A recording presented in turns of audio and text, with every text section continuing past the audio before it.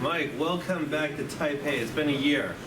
A lot has changed. Thank you. And unfortunately, a lot hasn't changed, right? So, yeah. Anyway, so we had a presidential election here in Taiwan, and it was, once again, it was rigged. Although they used different methods this time. So, do you have anything you'd like to ask me, like off the top of your head? Well, as you know, I live in Beijing, man. So I didn't follow the elections at all. You know, I usually follow, like, of course, I'm interested because, as you know, I used to live in Taiwan for 6 years. I always come to see you for Chinese New Year, you know, every year. But yeah, I don't really follow the politics. Also because in the recent years, I saw a lot of changes, you know, a lot of new people coming, okay, into the politics scene in Taiwan. So yeah, this is what, you know, this is what I can say so far. A lot of newcomers. So I think the biggest change in the last year is the Taiwan's People Party has emerged as a legitimate third force, is that they can absorb support from both the blue and green camp, right? And I think that their support is actually underestimated in Taiwan. We can see that when the green camp has like a weaker candidate, they can absorb more ballots from the green camp, and when the blue camp has a weaker candidate, they can absorb more ballots from that side. So ironically, the KMT and the DPP have kind of a mutual interest in sort of keeping them down because it's sort of changing the way things always were in Taiwan. However, me as an observer, I think it's actually good that we have a system that can support multiple parties, not just three, but like why not 4, 5, 6, right? And sort of like change Taiwan into sort of like a meritocracy, you know, because why should always be your blue or your green? You know, this is sort of like stagnant kind of thinking, you know? So I think that like structurally we need to change our presidential election to 2 rounds. You know, this will really help multiple candidates come out, candidates that qualify, either through a petition or if their party received 5% of the no district legislator vote in the last election, right? So, and then, you know, simplify it down to 2 candidates so that one of them will get a majority in the second round. I think that this is the way it needs to be. And I'm hoping now that the Taiwan's People Party and the KMT Party have over 50% of the seats in the legislature. So I would say that the situation is actually a little bit better than it was in the past 4 years because at least the opposition, if you call the KMT and TPP party the opposition, they have over half of the seats in the legislature. So although the president, the party, the ruling party did not change, but it's looking slightly better for the opposition.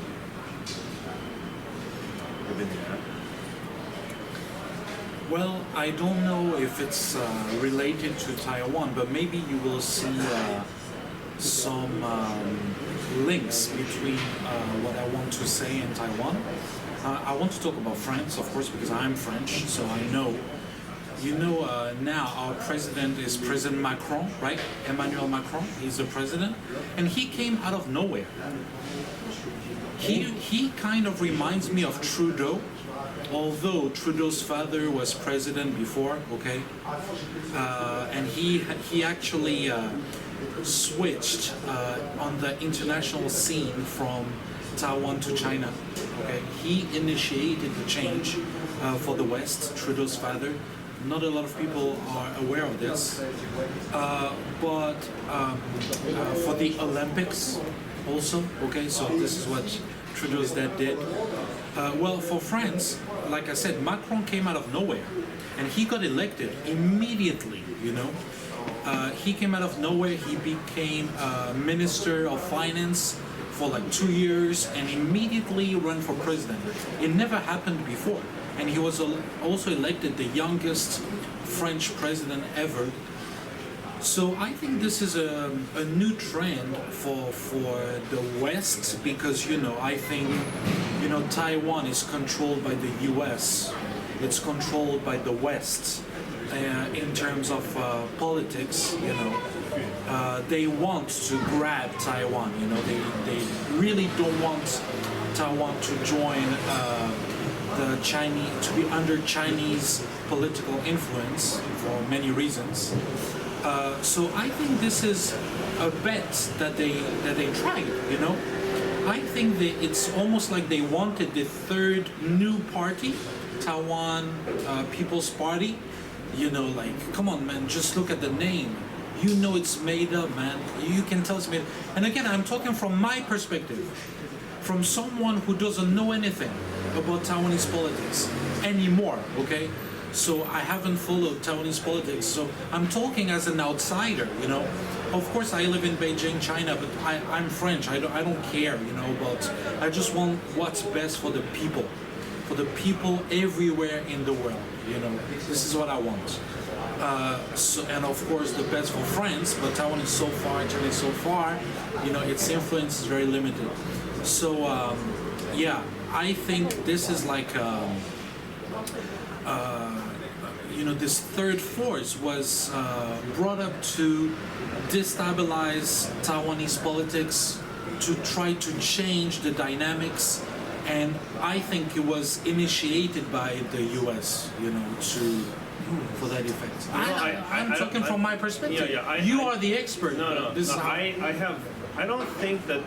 As far as I know, I don't think that there's any connection between the United States and former Taipei City Mayor Wen-je. I think that Wen-je sort of like invented his own concept, perhaps modeled on other nations, where he wanted to be sort of like the in-between party that could serve as a mediator between. Maybe he saw what Macron did.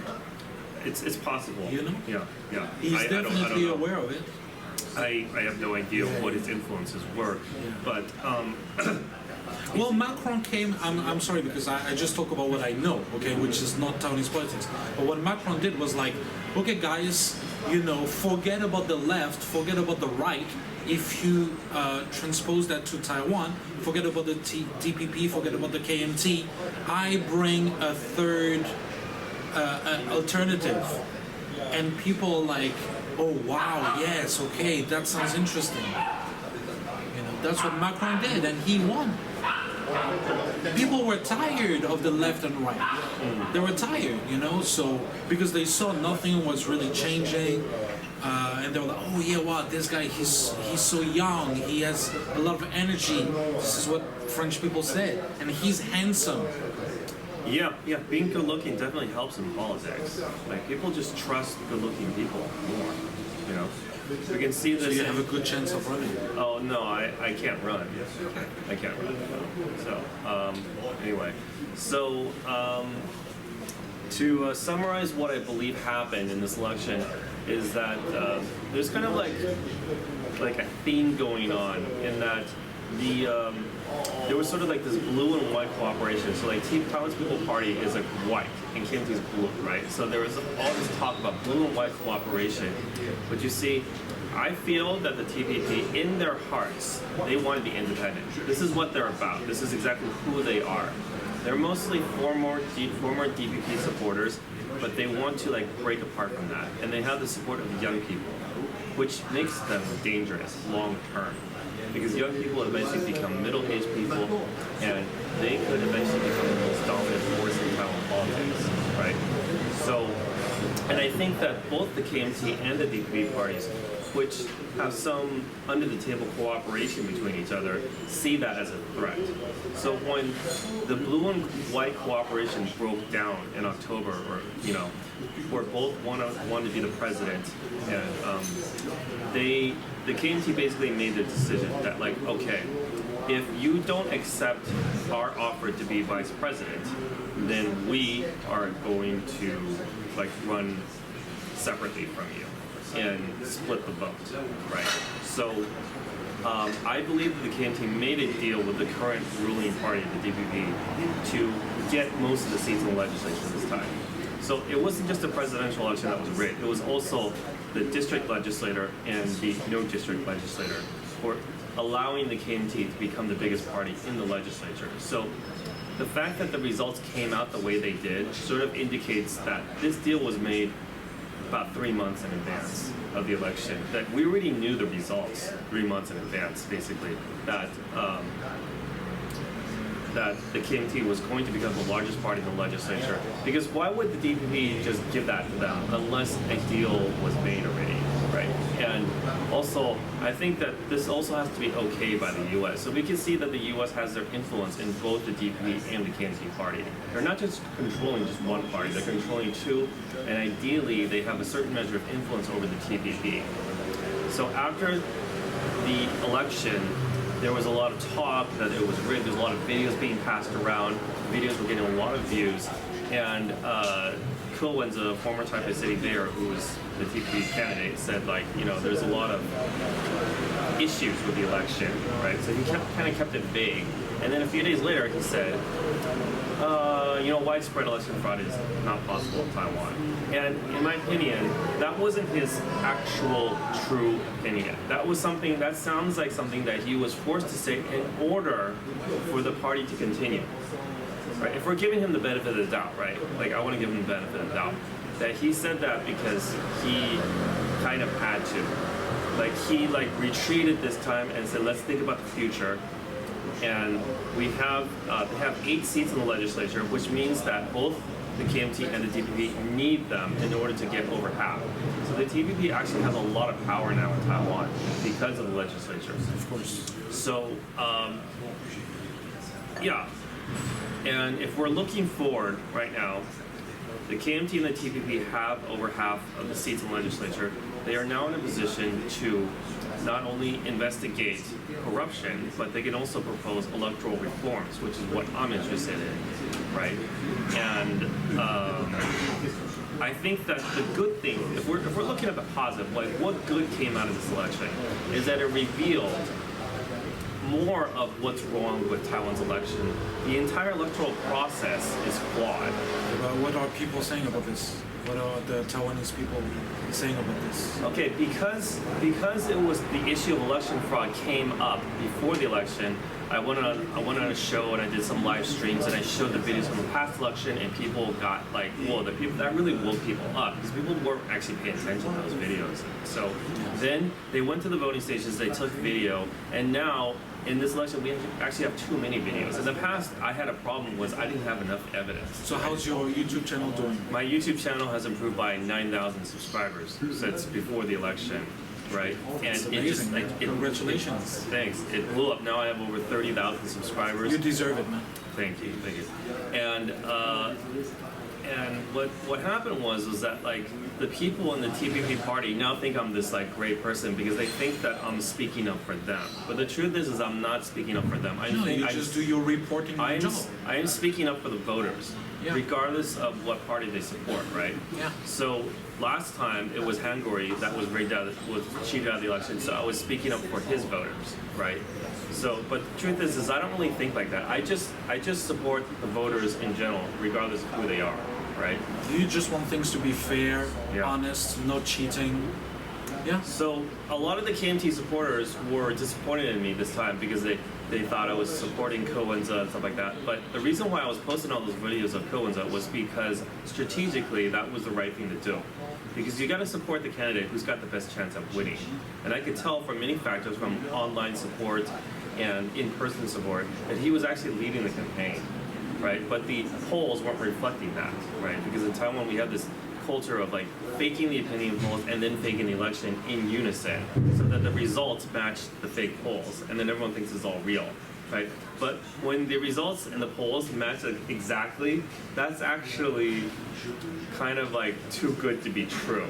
You know, people who believe the official story are sort of like being like dense, you know, like it's like when someone shows you something and then they show you something later and it like matches exactly down to like the exact number, like you should be suspicious of that, right?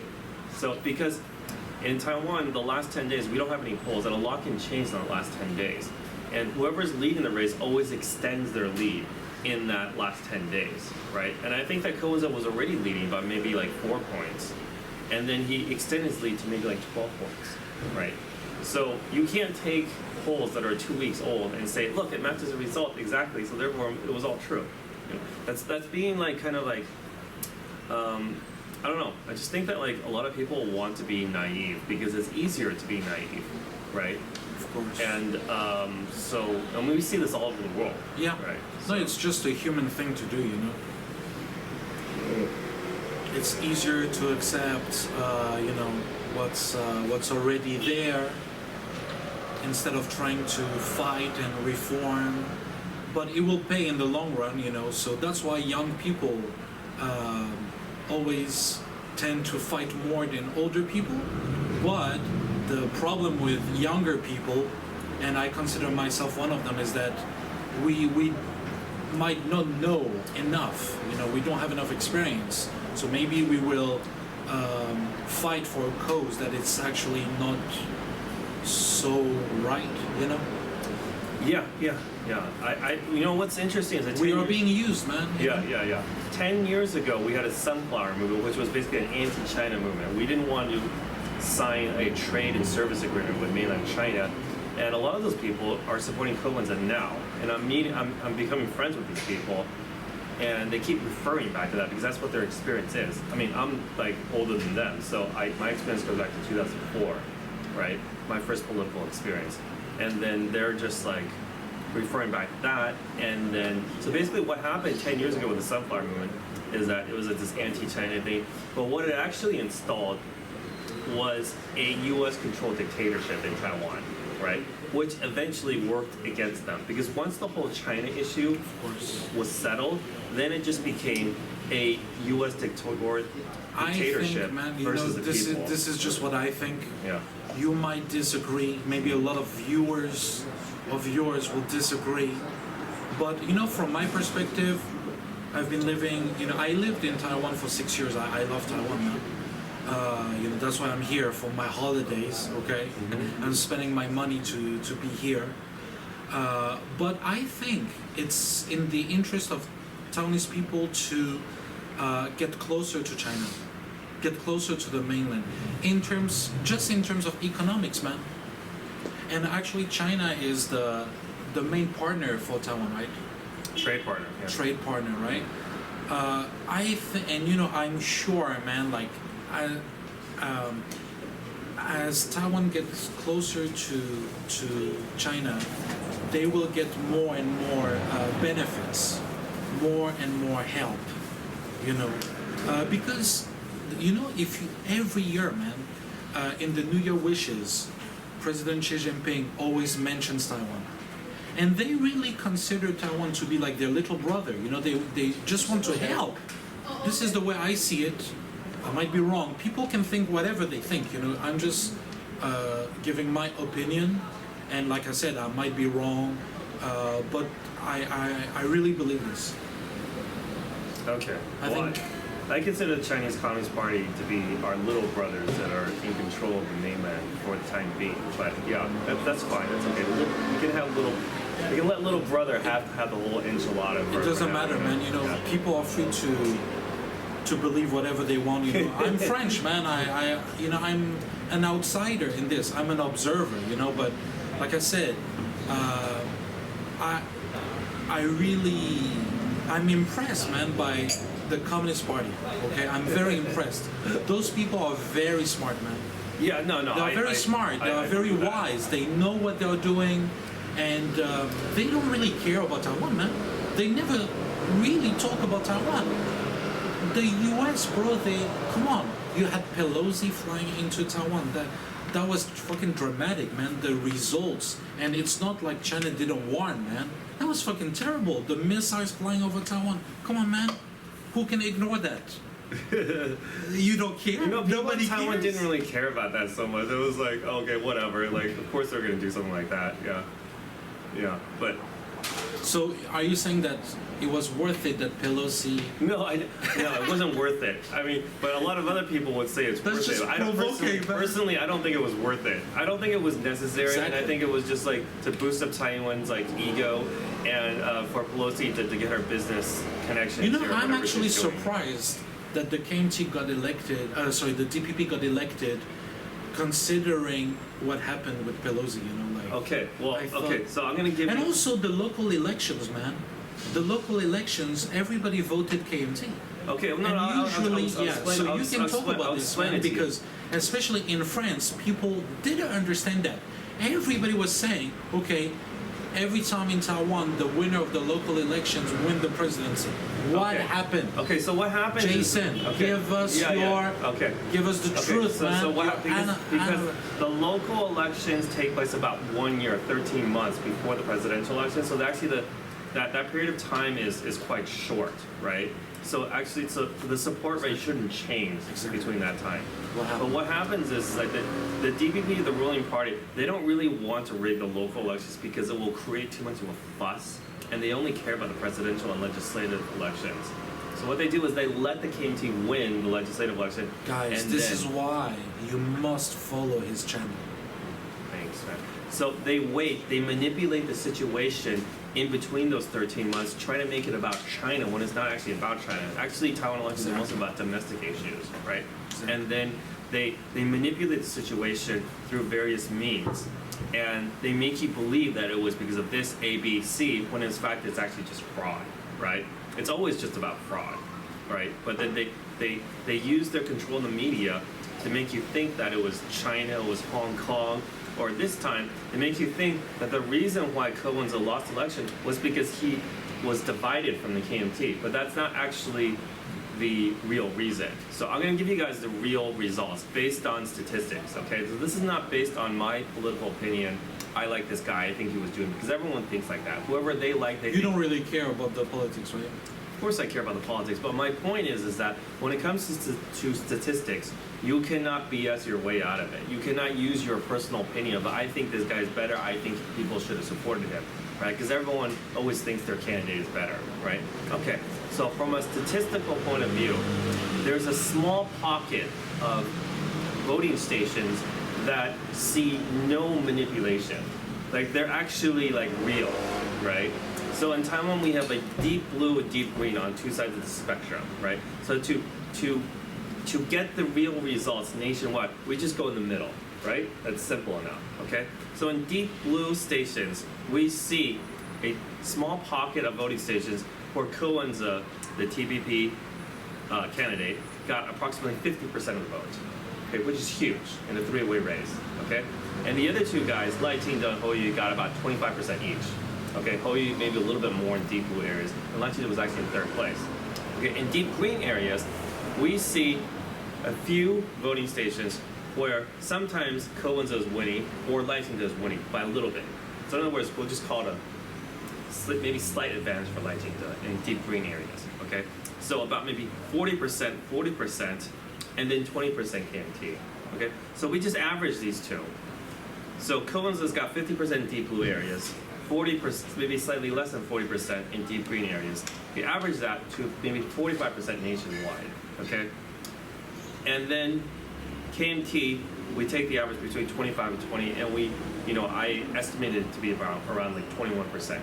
So, and DPP support is like in the middle of those two guys, okay? So the nationwide support for the actual support in Taiwan is about 45% for Ko-wen's, 33% for Lai Ching-te, and 21% support for Hou Yu. Okay, so and 2.5 years later, when we have local elections again, the DPP will do the same thing. Is that they don't want to create too much trouble in the society. They want you to be at ease. They want you to think that you've got a chance. So they let you win the local elections, except for the close ones. They commit partial election fraud for the local elections, but for the nation, for the presidential legislature, that's when they hit you big.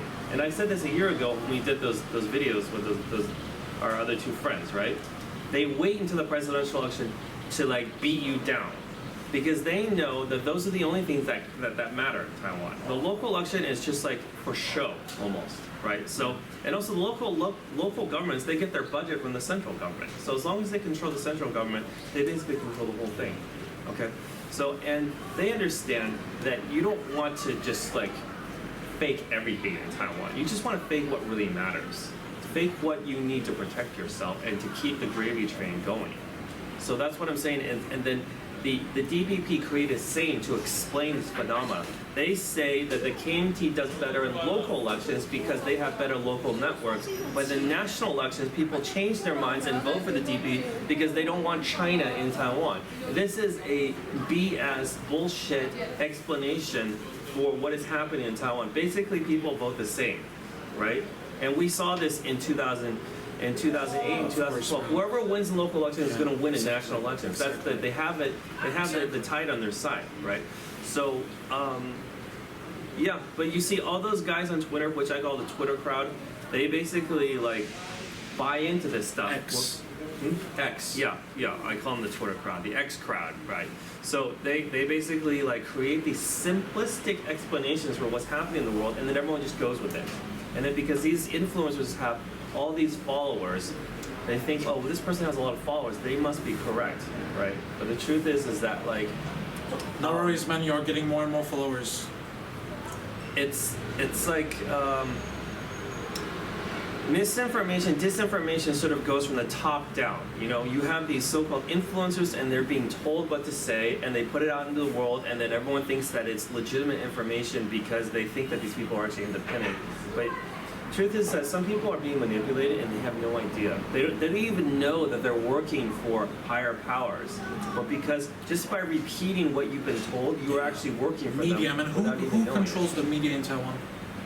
The KMT and the DPP. Mostly the DPP. They all have their own outlets. Yeah, exactly. So what happened in this election is once the blue and white cooperation broke down, the entire media was all against Wen-je, and that's when you can tell Wen-je was actually leading the election. Whoever the media is attacking, that person is the leader.